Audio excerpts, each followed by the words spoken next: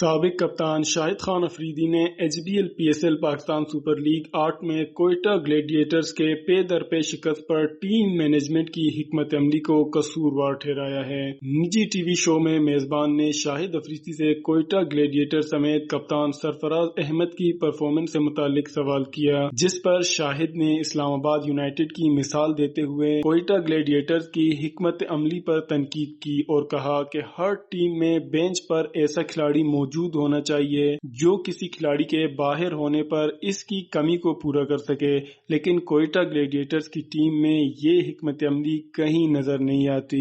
انہوں نے کہا کہ کوئٹہ کی ٹیم میں تبدیلیاں بہت زیادہ کی گئیں۔ سرفراز چنانچہ کپتان ہیں اور کپتان کی پرفارمنس سب سے اہم ہے۔ اگر کراچی کنگز کی مثال لیں، کراچی کنگز کی ٹیم پرفارمنس نہیں کر رہی، لیکن کپتان عماد وسیم کی پرفارمنس نظر آ رہی ہے۔ وہ ٹیم کو لیڈ کر رہے ہیں کیونکہ ٹیم کے لیے کپتان کی پرفارمنس سب سے زیادہ اہمیت کی باعث ہے۔